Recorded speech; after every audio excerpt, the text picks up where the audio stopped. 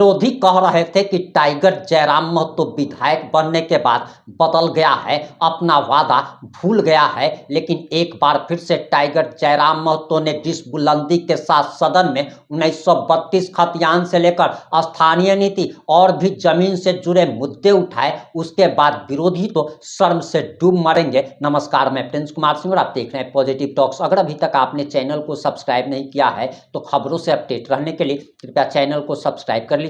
और जो लोग ऑलरेडी कर चुके हैं तमाम लोगों को हृदय धन्यवाद। अब वापस आते हैं हम अपनी खबर पर और जरा आप ये वीडियो देखिए। श्री जयराम कुमार महतो अपना वक्तव्य प्रारंभ करें। धन्यवाद महोदय।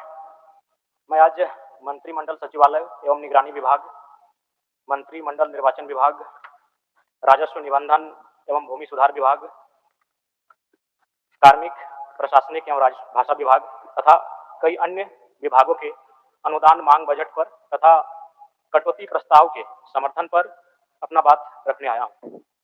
अध्यक्ष महोदय, झारखंड के लोगों की आत्मा उनकी जमीनों में बसती है।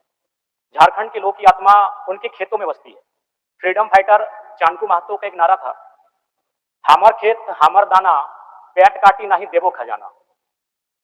1757 में बैटल ऑफ प्लासी, 1764 में बैटल ऑफ बक्सर विजय के बाद जब अंग्रेज झारखंड की भूमि में प्रवेश कर रहे थे, तब 1769 में रघुनाथ महतो के नेतृत्व में चुहाड़ आंदोलन हुआ और अंग्रेजों के दांत खट्टे किए। उसके बाद निरंतर बाबा तिलका मांझी, तेलंगा खड़िया, सिद्धू कानू, नीलांबर पीतांबर और भगवान बिरसा मुंडा के नेतृत्व में लगभग सैकड़ों लड़ाई इस भूभाग में लड़ी गई अंग्रेजों के खिलाफ। और उस लड़ाई का मूल कारण था इस राज्य की जमीनों को बचाने का। अंग्रेजों ने जब इन लड़ाइयों से अंग्रेजों ने एक टीम बैठाकर जांच करने का प्रयास किया कि इसका मूल कारण क्या है, तो एक्सपर्ट की टीम ने उन्हें बताया कि झारखंड के लोग जान से ज्यादा जमीन को मानते हैं और मां से ज्यादा माटी को मानते हैं, कि किसी भी हाल में अपनी जमीन को लेने नहीं देंगे। फिर अंग्रेजों ने अंततः हम पर एक नियम 1837 में विल्किंसन कानून बनाया कोल्हान प्रमंडल के लिए, 1908 में सीएनटी कानून बनाया छोटा नागपुर के पठार के लिए, और 1949 में एसपीटी के कानून बनाए गए संथाल परगना के लिए, ताकि झारखंड के लोगों की जमीनों को बचाया जा सके। लेकिन अध्यक्ष महोदय, आज गोरे अंग्रेज तो हमारे बीच से जा चुके हैं, आज ईस्ट इंडिया कंपनी हमारे बीच से तो जा चुकी है, लेकिन आज भारी पैमाने पर एनटीपीसी हो, बीसीसीएल हो, सीसीएल हो, ईसीएल हो, टाटा ग्रुप्स हो, अडानी ग्रुप्स हो, रुंगटा ग्रुप्स हो, आज भी मनमाने तरीके से हमारे लोगों की, हमारे रैयतों की जमीनों का अधिग्रहण किया जा रहा है। अध्यक्ष महोदय, कितना ताज्जुब की बात है कि अंग्रेजों को हमारी जमीन की फिक्र थी। अंग्रेज चाहते थे कि हम हमारे राज्य के भोले भाले आदिवासियों की जमीनों को कोई अधिग्रहण ना करें, लेकिन बड़ा दुर्भाग्य की बात है कि अबुआ सरकार, जो जल जमीन जंगल की सरकार होने का दावा करती है, उसे हमारी जमीन की तनिक भी परवाह नहीं है। महोदय, मैं आपको कुछ आंकड़े बताना चाहूंगा। महोदय, जमीन का बाजार मूल्य तय करने के लिए निकटवर्ती सेल डीड के आधार पर बाजार दर निर्धारित किया जाता है, जैसा कि नए भूमि अधिग्रहण कानून 2013 के सेक्शन 26 में स्पष्ट रूप से प्रावधान किया गया है। लेकिन वास्तविकता यह है कि कई जगहों पर अभी भी जमीन का मूल्य उपज कृषि उत्पादन के आधार पर तय किया जा रहा है, जो पूरी तरह अन्यायपूर्ण है और किसानों के अधिकारों का हनन है। महोदय, इसका सबसे बड़ा उदाहरण देवघर एयरपोर्ट की भूमि अधिग्रहण प्रक्रिया में देखने को मिला। वहां रेतों की जमीन का मुआवजा पुराने सिस्टम के तहत उपज आधारित फॉर्मूले से तय किया गया, जबकि कानून स्पष्ट रूप से बाजार दर के आधार पर मुआवजा तय करने की बात करता है। महोदय, इस अन्याय के खिलाफ एक रैयत अजय झा ने हाईकोर्ट का दरवाजा खटखटाया और लगभग 7 वर्षों तक न्याय के लिए लड़ाई लड़ी। माननीय उच्च न्यायालय ने अपने आदेश में स्पष्ट कहा कि जमीन का मुआवजा बाजार मूल्य के आधार पर तय होगा, न कि उपज आधारित पुराने फॉर्मूले से। इसके साथ ही न्यायालय ने यह भी निर्देश दिया कि दुमका के जिला न्यायाधीश नए कानून के सेक्शन 26 के अनुसार देवघर नए 26 के आधार पर बाजार दर को तय करे। लेकिन अत्यंत दुर्भाग्यपूर्ण है कि न्यायालय के स्पष्ट निर्देश के बाद भी इन नियमों का अनुपालन नहीं करवाया जा रहा है अध्यक्ष महोदय, जो कि हमारे राज्य के लिए, हमारे आदिवासी मूलवासियों के लिए एक चिंता का विषय है।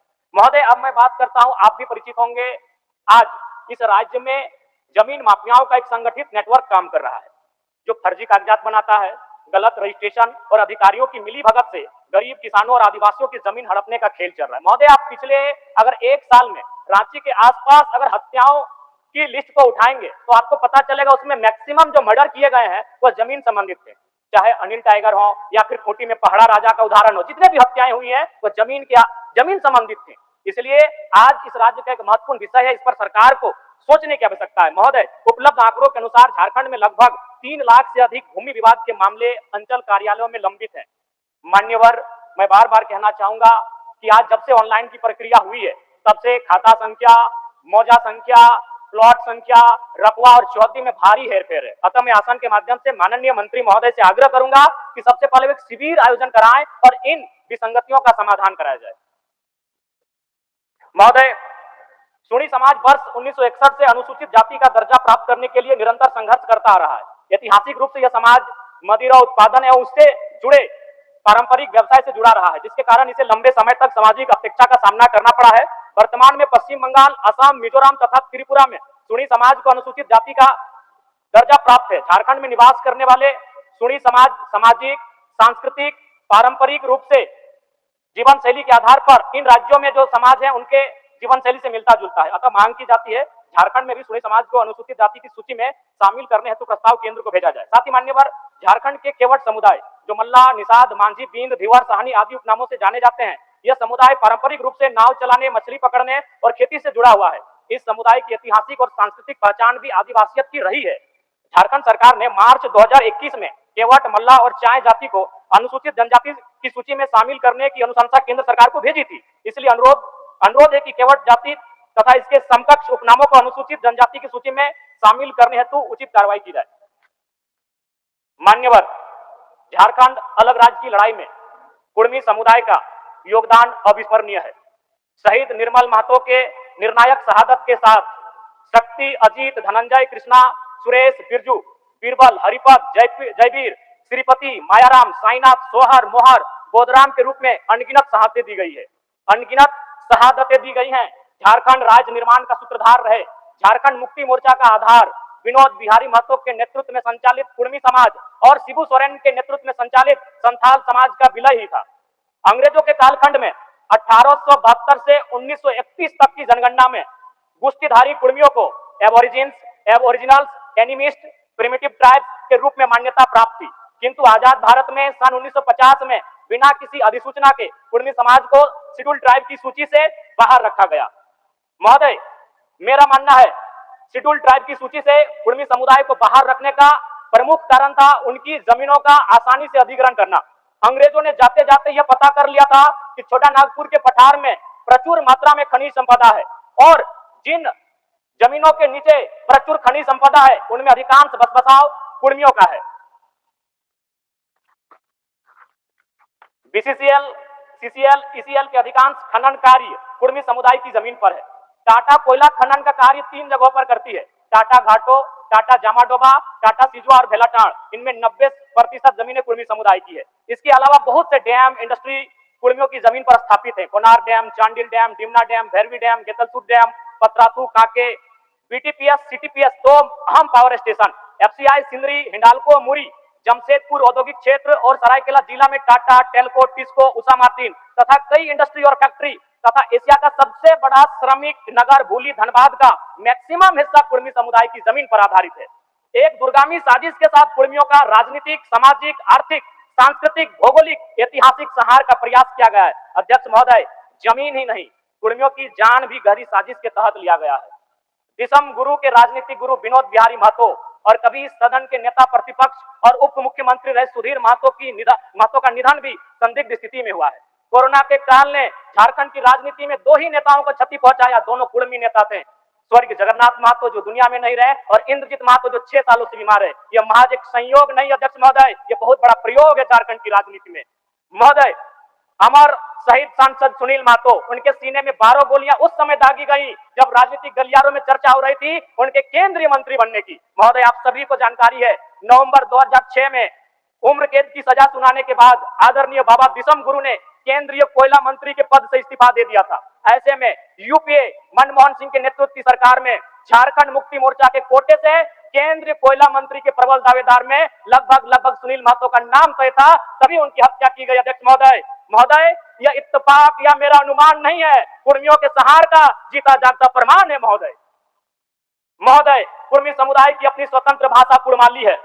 स्वतंत्र पर्व त्योहार टूसू, करम, जितिया, स्वराय, रहन, अखंड यात्रा, स्वतंत्र देवाभूता, बूढ़ा बाबा, महामाय, गोसायरा इत्यादि है। स्वतंत्र पूजा स्थल जाहिर थान, बूढ़ा थान, ग्रामथान तथा संथाल समुदाय के लुगुबुरु पहाड़ के तर्ज पर राज्य प्रसिद्ध स्वतंत्र पूजा स्थल सोना पहाड़ी स्थित द्वारसेनी थान एवं बलिहारी स्थित देशवाली थान जैसे कई महत्वपूर्ण पूजा स्थल हैं। इतना ही नहीं, report of committee on Jharkhand matters 1990, ministry of home, government of India ने भी आदिवासी संताल, मुंडा, हो, उराव इत्यादि और गैर सरकारी आदिवासी कुर्मी महत्व को आधार मानकर ही अलग झारखंड राज्य का समर्थन किया था। अतः अध्यक्ष महोदय, आपके माध्यम से राज्य सरकार से आग्रह करता हूं, उचित साक्ष्यों व तथ्यों को ध्यान में रखकर पुनः TRI से एथनोग्राफिक रिपोर्ट तैयार करवाकर कुर्मी समुदाय को अनुसूचित जनजाति में शामिल करने हेतु नई अनुशंसा केंद्र सरकार को भेजने की कृपा की जाए।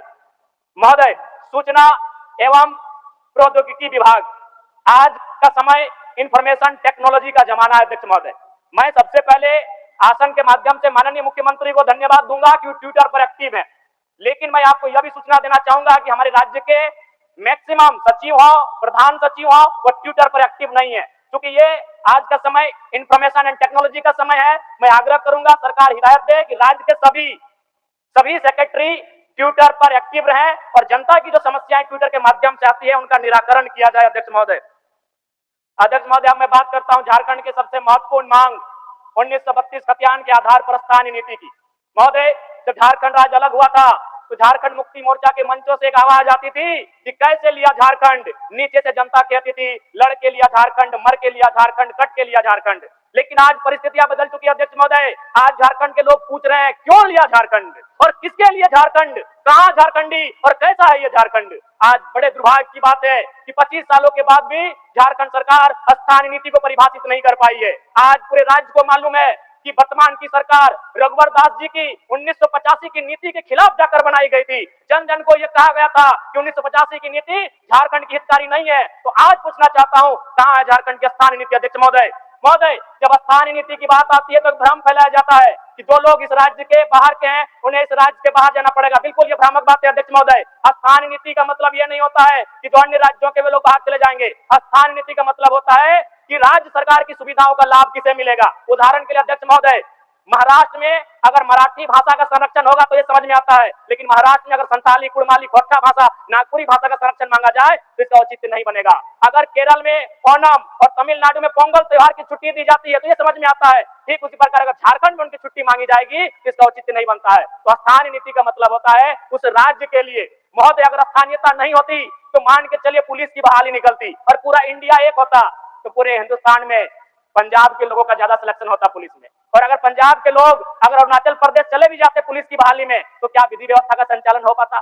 ठीक उसी प्रकार अगर पूरे राज्य में शिक्षकों की बहाली होती और स्थानीयता का मानक नहीं रहता तो केरल के लोग पूरे देश में जाके टीचर बनते। और यदि कोई केरल का शख्स नागालैंड में जाके टीचर बन भी जाए तो क्या बच्चों को पढ़ा पाएगा। इसलिए नागरिकता तय करना देश का काम होता है, लेकिन स्थानीयता तय करना ये राज्य का काम होता है। और मैं राज्य सरकार से मांग करूंगा कि स्थानीय नीति पर विचार करें। एक बात यह भी आती है कि बहुत सारे लोग इस भूभाग में रह चुके हैं, तो मैं चाहूंगा एक श्वेत पत्र जारी किया जाए। जो लोग कहते हैं कि झारखंड में हम रह चुके हैं, बस चुके हैं और अपना मूल भूमि से, चाहे वो बिहार हो, बंगाल, उड़ीसा हो, छत्तीसगढ़ हो, उत्तर प्रदेश हो, उससे नाता टूट चुका है, तो एक श्वेत पत्र जारी किया जाए। माननीय मुख्यमंत्री अभी असम के दौरे पर गए थे, असम में व्यवस्था किस टाइप की है, 1 मिनट लेंगे अध्यक्ष महोदय, असम में व्यवस्था एक किस टाइप की है। तो सरकार को सोचना चाहिए, विचार करना चाहिए और स्थानीय नीति की तरफ सरकार का कदम बढ़ना चाहिए। अध्यक्ष महोदय, अंत में ज्यादा समय नहीं लेंगे। 50 वर्ष से अधिक महिला शिक्षकों को अभी अपने पड़ोसी जिला होम डिस्ट्रिक्ट में स्थानांतरण का लाभ और मौका दिया जा रहा है। मैं चाहता हूं उसी तर्ज पर पुरुष जिनकी उम्र 50 साल से ज्यादा हो चुकी है उन्हें अपने पड़ोसी जिला होम डिस्ट्रिक्ट में स्थानांतरण का लाभ मिले। साथ ही अध्यक्ष महोदय, एक सूचना है, पेंशन निदेशालय में निदेशक के पद पर कोई भी पदाधिकारी पदस्थापित नहीं रहने के कारण राज्य सरकार के सेवानिवृत्त पदाधिकारी कर्मचारी का काम बाधित हो रहा है। निदेशालय में शीघ्र निदेशक को पदस्थापित करने की सूचना देता हूं। माननीय सदस्य, धन्यवाद। आपकी क्या प्रतिक्रिया, अपनी प्रतिक्रिया जरूर दीजिएगा। जुड़े रहे हमारे साथ। जय हिंद, जय भारत।